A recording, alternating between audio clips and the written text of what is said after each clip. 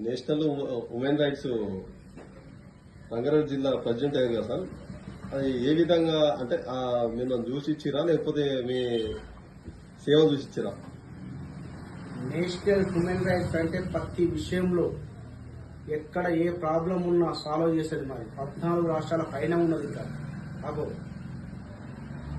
మేము చేసే విధానం, మేము చేసే ప్రతి ఫైల్ వాళ్ళ దగ్గర ఉంటారు అన్నమాట. కాబట్టి వాళ్ళు మమ్మల్ని తీసుకున్నారు అన్నమాట రంగారెడ్డి ప్రెసిడెంట్. అయితే ఇక్కడ సంపత్ కుమార్ సార్ ఆయన స్థాపించిన ఈ యొక్క సంస్థ కౌన్సిలింగ్, ఎన్హెచ్ఆర్సి అంటే కౌన్సిలింగ్. భార్య భర్తలు ఏమైనా తగాదాలు వచ్చినా కానీ దాన్ని సెట్ చేసి పంపిస్తారు. రెండవది, పోలీస్ స్టేషన్లో ఎస్ఐ గారు కూడా ఏమైనా కొట్లాట జరిగినా కానీ ఆయన మీద దౌర్జన్యం చేసిననుకో ఆ ఎస్ఐ కూడా నోటీస్ ఇస్తాం. బాంబే కోర్టు నుంచి వస్తుంది, మరి అవసరం అలాంటివి మన దగ్గర ఉంటాయి అన్నమాట. అంటే ప్రజలను ఎవరు కూడా కించపరచొద్దు, మానవ హక్కుల ఉల్లంఘన కలగొద్దు, ఆ విషయంలో ఈ ఎన్హెచ్ఆర్సి ఉంటుంది అనమాట. హక్కులను కాపాడడం. క్రైమ్ అంటే దొంగలు ఎవరైతే దొంగతనాలుగా పాల్పడుతుందో దూరంలో వాళ్ళు పరాలన్నమాట.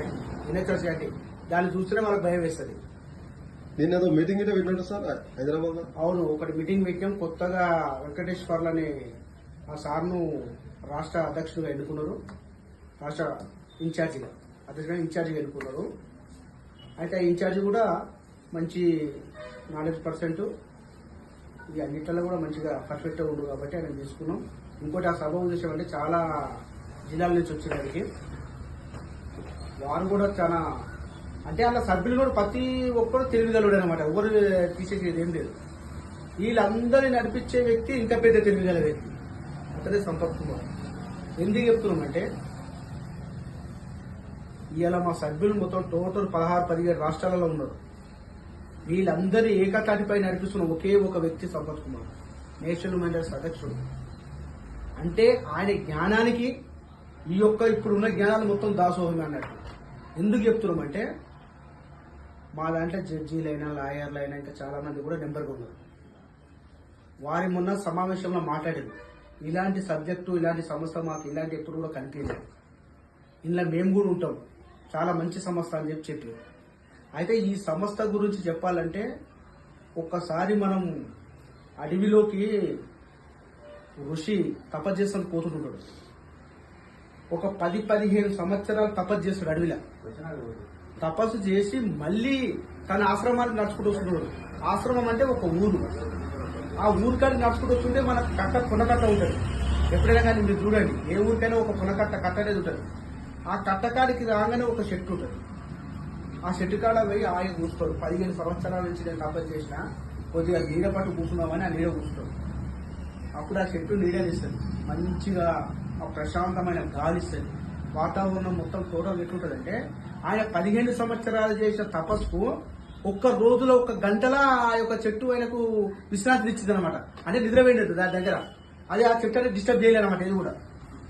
అప్పుడు ఆయన లేస్తాడు, లేచేసి అబ్బా నేను 15 సంవత్సరాల నుంచి నా శరీరంకి మంచి శక్తినిచ్చిన ఈ చెట్టు కూడా ఒక వరం ఇద్దాం అనుకుని, ఏ వరం కోరుకుంటామో కోరుకో అని చెప్పేసి ఆ చెట్టుని అడుగుతాడు. అప్పుడు ఆ చెట్టు ఏమంటదంటే నాకు సంతానం కావాలి అంటది ఆ చెట్టు. ఓకే తదాస్తు అని చెప్పేసి నేను వెళ్ళిపోతాను తన ఆశ్రమానికి. ఇక వెళ్ళిపోయిన తర్వాత తెల్లార వరకల చెట్టు కాటగాస్తుంది. ఇక్కడ ఉన్న ఊరోళ్ళు మొత్తం విచిత్రంగా చూస్తారు ప్రజలు. ఏందమ్మా ఈ చెట్టుకు నిన్న మొన్న పూత లేదు, కాత లేదు, ఇదేది చెట్టు కాయ కాసింది, ఇదేం కాయ అని చెప్పేసి కొద్దిగా భర్జన పడుకుంటా లేదు ఎవరో ఒకటి ధైర్యవంతులు ఉంటారో తెంపుకొని తింటారు. మంచిగా ఇయ్యకుంటారు అని చెప్పేసి దాని కింద మంచిగా కొంతమంది వస్తారు, కూర్చుంటారు. జ్వరాలు వచ్చిన వాళ్ళు, నొప్పులు వచ్చిన వాళ్ళు. ఆ నొప్పులు తక్కువైతే జ్వరం తక్కువైతే ఉంటుంది. ఆ చెట్టు కింద కూర్చోగానే అరే ఇది దేవుని చెట్టు రా, ఇది దేవత చెట్టు, ఇది దేవుని చెట్టు, ఎలాంటి రోగాలైనా కానీ తక్కువైతున్నాయి. కాబట్టి చెట్టు కింద ఉండాలి అంటే మా సమస్య అదే, నేషనల్ హ్యూమన్ రైట్స్. అది గుర్తుపెట్టుకో. చెట్టు లాంటిలో ఆ చెట్టు కూడా గర్వం ఉండొద్దు. మేము ఎట్లా నేషనల్ హ్యూమన్ రైట్స్ అధ్యక్షులం కార్యదర్శులం అనేది మాకు కూడా ఒక అహంకారం అనేది ఉండొద్దు. అందుకని కథ చెప్తున్నాం. అహంకారం పనికిరాదని చెప్పేసి కథ టార్గెట్ ఫస్ట్. అయితే ఈ బీదవాళ్ళను మొత్తం వచ్చేసి కూర్చుంటే నొప్పులు రోగాలు అన్ని తక్కువైతున్నాయని చెప్పి పబ్లిక్ లో అందరూ అనుకుంటుంటే అక్కడ ఉండే ఢిల్లీలో ఉన్న రాజు కూడా తెలుస్తుంది అది ఆ చెట్టు మహిమ. ఆ చెట్టు కాడిపోతే లేని రోగాలు వస్తున్నాయంట, మంచిగా అవుతుందంట ఆరోగ్యం అని చెప్పేసి. అప్పుడు ఆ ఢిల్లీలో ఉన్న రాజు కూడా వచ్చేసి అలా విశ్రాంతి తీసుకుంటాడు. ఆ విశ్రాంతి తీసుకుంటే అబ్బా అని కూడా అనిపిస్తుంది. ఈ ఋషి అయితే ఎంత మంచిగా సాటిస్ఫాక్షన్ అయిందో, అబ్బా ఎంత మంచిగా ఉంది షర్టు, కావాలని చెప్పి షర్టు మంచిగా చూసుకోరా అని చెప్పేసి రాజు వెళ్ళిపోతుంది ఇక చూసి. అప్పుడు ఈ షర్టు గర్వం పెరుగుతుంది. ఇక ప్రతి పౌరుడు ఆడికి వచ్చి కూర్చుంటుంటే ఏమని పెరుగుతుంది అంటే, ఢిల్లీలో ఉన్న రాజే వచ్చిండు నా దగ్గర, ఈ సామాన్య ప్రజలు ఎందుకు తీయాలి నేను అని చెప్పేసి ఆలోచన వస్తుంది ఆ చెట్టుకు. అప్పుడు చిన్న కూరగాయల ఊరులో అందరూ పోయి ఆ చెట్టు కాడ కూర్చుంటే జర్ర నిద్రపోదాం అనుకుంటే ఆకులు తెలగలగల శబ్దం చేస్తుంది. ఒక పండు తీసుకొని తిందాం అనుకుంటే ఆ పండు పులుపు చేస్తుంది. ఇక ఇట్లా ఇక చెట్టు కింద ఒకరు ఉండరు. ఇక ఢిల్లీలో రాజన్న దగ్గర కూర్చోం వీళ్ళని దగ్గర రాని సామాన్యులు అని చెప్పి ఇక వెళ్ళిపోగానే ఇక చెట్టు ఒంటరిగా ఉండి అబ్బా నా దగ్గర కొమ్మురు వస్తలేదు అనుకుంటారు. కానీ కొంటెలు ఉంటారు, కొంటె పురుగులు ఉంటాయి. కొంటె పురుగులు ఏం చేస్తాయి, ఆ చెట్టు కాతను రాయితోటి కొడతాయి, ఆ కాతను తింటాయి, దాన్ని మొదలు కడేస్తాయి. ఇట్లా ఇంత ఇంత కుప్ప అవుతుంది ఆ మొదలు కాడ. అప్పుడు వర్షం పడుతుంది. వర్షం పడ్డప్పుడు ఏమవుతుందయ్యా, ఆ యొక్క కుప్ప పడి చెద పడుతుంది. అప్పుడు ఆ చెట్టుకు చెద వస్తుంది. చెద రాగానే అందులో ఉన్నాడు ఒక పెద్ద మనిషి ఏం చేస్తాడు, చెట్టు దయ్యం పట్టింది అంటాడు. ఇక దయ్యం పట్టింది అనగానే ఏం చేద్దాం అని చెప్పి ఊరోళ్ళు మొత్తం సమావేశం పెట్టుకుంటారు. ఇక ఈ చెట్టు ముట్టేయాలి, రాజు చెప్దాం బా అని చెప్తాడు. ఇక రాజు చెప్తాడు, ఢిల్లీ ఉన్న రాజు కూడా, సార్ దీన్ని చెదలు పెట్టే దయ్యం పట్టింది చెట్టుకు, చెట్టు కింద పోతే గలగలంటుంది, నిద్ర వస్తలేదు, లేని రోగాలు మళ్ళీ మాకే వస్తున్నాయి ఆడిపోతే ఈ చెట్టు ముట్టేయాలని. ఇక ఊరు ప్రజలు తీర్మానం చేసినప్పుడు రాజు ఒప్పుకోవాల్సిందే, అది ఎవరైనా సరే ఉంది, మెజార్టీగా మైనార్టీ. ఇక మెజార్టీ ప్రకారంగా అనేది తెల్లారు చెట్టు ముట్టేయాలని చెప్పి ఆగిస్తాడు. అప్పుడు ఈ చెట్టు ఒల ఒల ఒల ఒల ఆని వస్తుంటుంది. ఇక నా గతి ఎంత అయిపోయారా అని చెప్పేసి అప్పుడు అదే స్థానానికి మళ్ళీ అడవిలోకి తపస్సు పోతానికి అదే రుచిపోతుంటాడు మా Sampath Kumar Raju, national human rights అధ్యక్షుడు. మళ్ళీ అదే చెట్టుతో నుంచి నడుచుకుంటూ పోతుంటే ఆ చెట్టు వంగబడి నమస్తే పెడుతుంది, స్వామి నీ యొక్క ఆజ్ఞను పాటించక నాకు గర్వం పెరిగి నేను సామాన్య ప్రజలను దగ్గరికి తీయలేదు, ఇవాళ రోజు నన్నే కొట్టేశారంట, టోటల్గా శ్మశానం తీసుకురాక, నన్ను దయదలిచి మళ్ళీ యథాస్థానంలో తీసుకురా తీసుకురావాలి.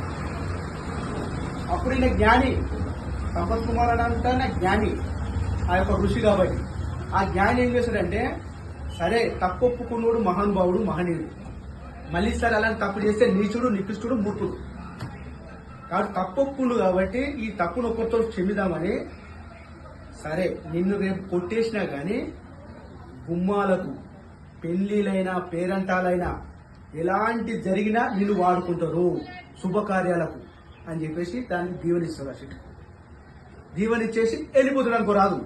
వెళ్ళిపోగా నిన్ను ఏమని పేరు పెట్టి పిలుస్తారంటే మామిడి చెట్టు అని పిలుస్తారు. ఆ మామిడి చెట్టు రావడానికి కారణం అది, పెళ్లిలైనా పేరంటాలైనా ఆ చెట్టు లేదు ఆకు లేదు జరగదు, ఎమ్మటే కొట్టాయని గుమ్మాలని తీసుకుంటారు, శుభకార్యం జరుగుతుంది అనుకో రాదు. కాబట్టి మేము కూడా ఈ సమస్యలో పని చేస్తుంటే ఏ ఒక్కరికైనా గర్వం పెరిగిందంటే ఇలాంటిదే జరుగుతుంది. ఇన్ని సమస్యలు ఉన్నాయి, మరి ఈ సమస్యలు ఎందుకు ఎంచుకున్నారు మీరు? ఈ సంస్థ నేషనల్ కతిమై మొత్తం డబ్బుకు దాసోహం, ఉన్నోనికి లాక్కొస్తున్నారు. ఇదేంటంటే లేనోనికి మేము సభ్యులం, నేను పోవాలంటే నా జేబులో 500 ఖర్చు పెట్టి పని చేయాలి. అయితే ఇంకో సమస్యలు ఏముంటాయి అంటే ఆయన దగ్గర పైసలు తీసుకుంటారు, 500 తీసుకుని ఆయన బట్టి పని చేపిస్తాం. మా దగ్గర కాదు, మేము పైసలు పెట్టుకుని పని చేయాలి. దానికి దీనికి తేడా ఈ సంస్థకు ఆ సంస్థలకు. నేషనల్ హ్యూమన్ రైట్స్ అంటేనే తన జేబులో ఉన్న రూపాయిని పెట్టి ఖర్చు పెట్టి బీదలను ఆ పని చేపించిందే ఈ సంస్థకు రాదు. మీరు ఇన్ఛార్జ్ చేసిన తర్వాత ఏమైనా చేసారా ఉమెన్స్ రైట్ నుంచి? మేము చేసిన కార్యక్రమాలు మస్తు ఉన్నాయి. ఆల్రెడీ స్కూల్లో కూడా ఎన్ఆర్ఐలు పెట్టుకుంటే ఆ లెక్కలు తీసాం పంపించినాం. ఇంకోటి ఇక్కడ మన ఇక్కడనే ఉంది మన యువకుడు